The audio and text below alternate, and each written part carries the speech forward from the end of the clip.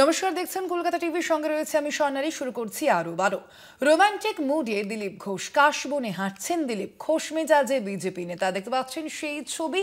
Romantic মুডে এবার দিলীপ ঘোষ কাশবনে হাঁটতে দেখা যাচ্ছে। বঙ্গ বিজেপির প্রাক্তন বিজেপির সভাপতিকে দেখতে পাচ্ছেন সেই ছবি। কাশফুলে হাত দিয়ে সেই ছবিও ইতিমধ্যেই তুলেছেন এবং সেই পোস্ট ইতিমধ্যেই করা হয়েছে।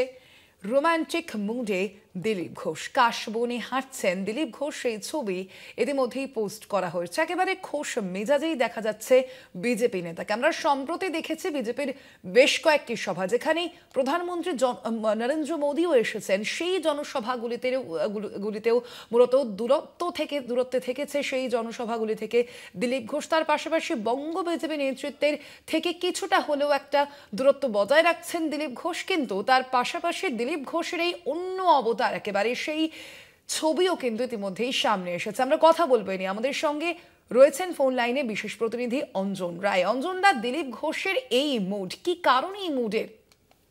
দেখো, দিলীপ ঘোষ এখন অনেক ঝাড়া হাত পা বলতে পারো। সেইভাবে দলের কোনো নির্দিষ্ট দায়িত্ব নেই, যদিও তিনি এখন দলের কাজকর্মের সঙ্গে ধীরে ধীরে যুক্ত হচ্ছেন, দলের কর্মসূচিতে অংশগ্রহণ করছেন।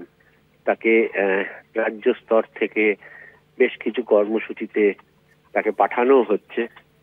কিন্তু গত বছরই বিয়ে করেছেন, শরতের কাশফুলে দেখে আজকে আর নিজেকে রাখতে পারেননি। যতই রাজনীতিবিদ হোক, রক্ত মাংসে গড়া মানুষ তো, তাই কাশবনে চলে গেছেন, কাশফুল নিয়ে চর্চা করছেন। একজন রাজনীতিবিদের এই রোমান্টিক দৃশ্য নিঃসন্দেহে মানুষের কাছে বেশ সুখপ্রদই বলতে পারো লাগে। অন্যরকম দিলীপ ঘোষ আর কি, মহালয়ার দিনের অন্যরকম দিলীপ ঘোষ, রাজনীতির বাইরে রঙিন দিলীপ ঘোষ বলতে পারো। নিজেই পোস্ট করেছেন আজ সোশ্যাল মিডিয়ায়। ধন্যবাদ তোমায়। আমরা কথা বলছিলাম, আমাদের সঙ্গে ফোন লাইনে ছিলেন বিশেষ প্রতিনিধি অঞ্জন রায়।